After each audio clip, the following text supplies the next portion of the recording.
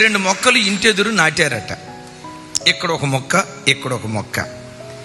నాటిన మొక్కలు 2 పెరుగుతూ ఉంటే ఒక ఆయన ఏం చేశాడంటే ఒక మొక్క చుట్టూతో ఫెన్సింగ్ వేసాడట. ఫెన్సింగ్ అదే రౌండ్ ఫెన్సింగ్ ఉంటుంది కదా, ఇనప సొవ్వలతో రౌండ్ ఫెన్సింగ్ ఉంటుంది కదా, దీని చుట్టూతో రౌండ్ ఫెన్సింగ్ ఇనప సొవ్వలతో ఫెన్సింగ్ వేసాడట. దీన్ని మాత్రం స్వేచ్ఛగా వదిలేశాడట. స్వేచ్ఛగా వదిలేసిన ఈ చిన్న మొక్క చుట్టూతో ఉన్న ఫెన్సింగ్ ఉన్న మొక్కను చూసి ఎగతాళి చేస్తుందట. చూడే ఈ గాలికి ఎంత హాయిగా స్వేచ్ఛావాయువులు పీల్చుకుంటూ ప్రకృతి అందాలను ఆస్వాదిస్తూ ఇటు కావాలంటే ఇటు తిరుగుతున్నా, అటు కావాలంటే అటు తిరుగుతున్నా, ముందుకంటే ముందుకి తాగుబోతుడు తూలినట్లుగా ముందుకి వెనక్కి. నీ బతుకు చూడు, నీ చుట్టూత కంచె. ఇటన్నావా ముళ్ళు గుచ్చుకుంటుంది, అటన్నావా ముళ్ళు గుచ్చుకుంటుంది, ఎదురెళ్ళేవా ముళ్ళు గుచ్చుకుంటుంది, ఇటన్నావా ముళ్ళు గుచ్చుకుంటుంది. చూడు నీ బ్రతుకంతా చుట్టూత ముళ్ళు. నా జీవితం ప్రకృతి అందాలను ఆస్వాదిస్తూ స్వేచ్ఛావాయుని పీల్చుకుంటూ స్వేచ్ఛగా నేను విహరిస్తున్నా. నా లైఫ్ చూడు ఎంత బాగుందో అని అందట. ఈ మొక్క అందట, పిచ్చిదేనా, నా చుట్టూత ఫెన్సింగ్ ఉంది అనుకుంటున్నావా?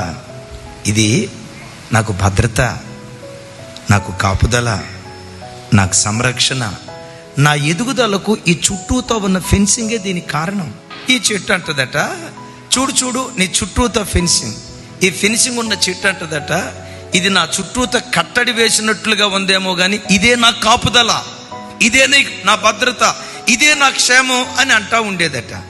ఒకరోజు దారి తప్పి మేకలు వచ్చాయి. మేకలు రావటం ఈ ఫెన్సింగ్ ఉన్న చెట్టు దగ్గరికి రాబోయాయి. మూతి అట్లా ముందుగానే లోపు ఉంటుంది కదా ముళ్ళు, గుచ్చి వదిలిపెట్టింది. పగటిపోటే దానికి సొక్కలు కనపడ్డాయి.